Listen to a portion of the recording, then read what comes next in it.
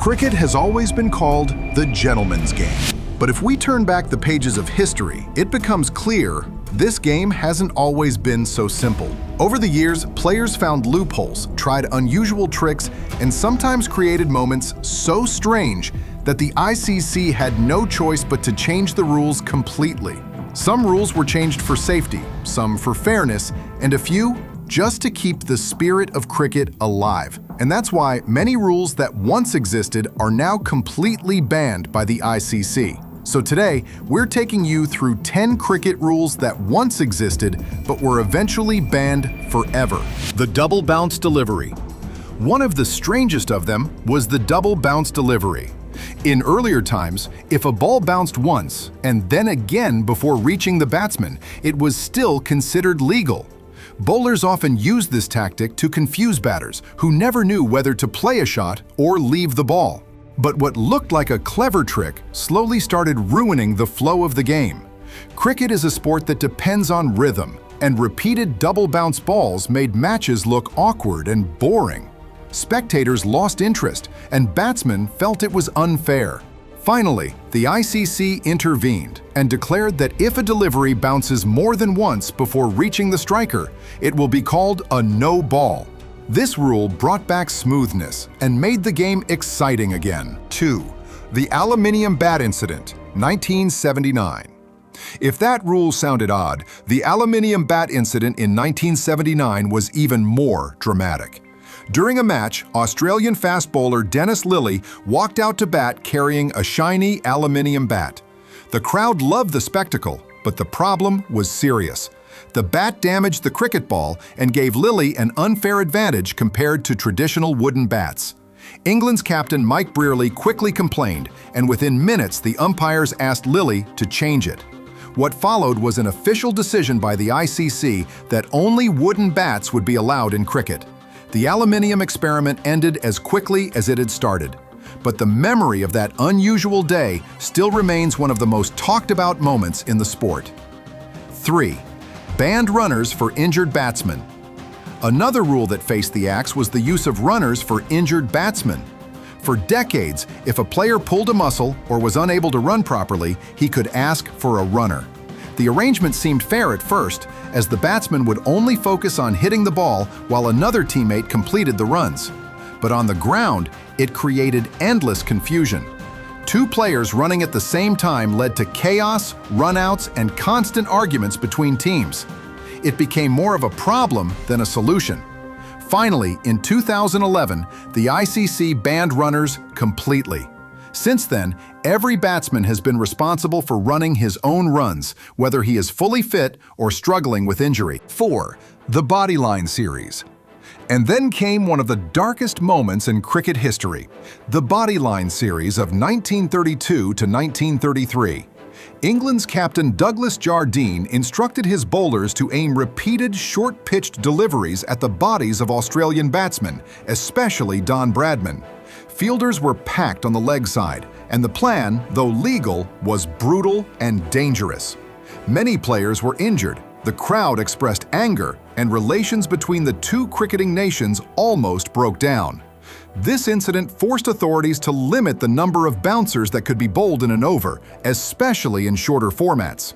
The Bodyline episode remains a reminder of how far players could go and how the laws had to step in to keep the game safe. 5. Switch bowling trick. But our next law created a very different kind of problem. This was about switch bowling. In earlier times, some bowlers would suddenly change their style in the middle of an over. A batsman who had prepared himself to face right-arm pace would suddenly find a left-arm spinner releasing the ball. For the batsman, it felt like being ambushed because there was no chance to adjust to the sudden change. The trick looked smart, but clearly went against the spirit of fair competition. To prevent this, ICC introduced a rule that made it compulsory for bowlers to inform both the umpire and the batsman before switching their arm or side of the wicket.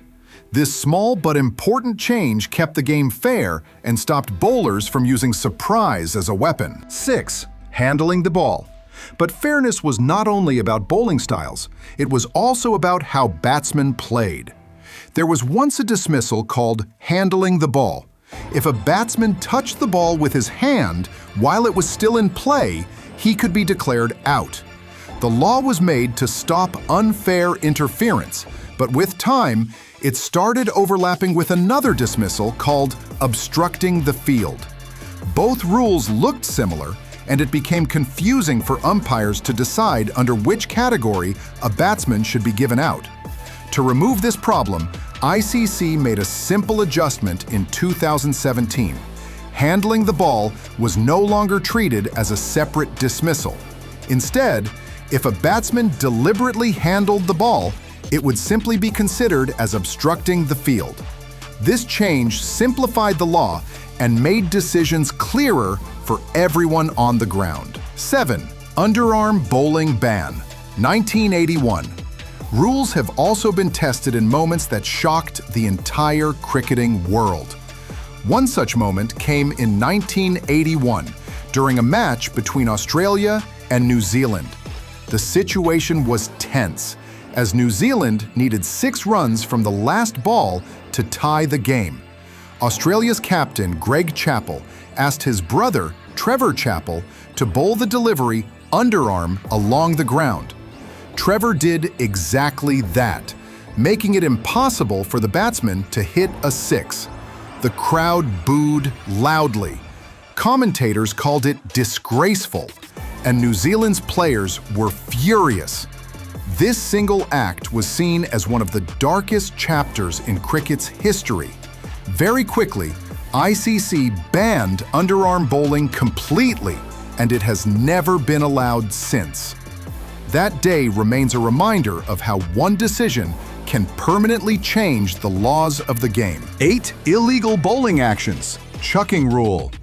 While that was about the spirit of cricket, another major issue came from bowling actions.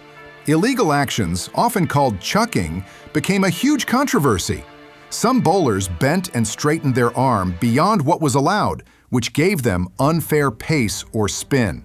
Earlier, it was difficult to identify because technology was not advanced enough. But with the arrival of high-speed cameras and slow-motion replays, ICC decided to enforce a strict rule.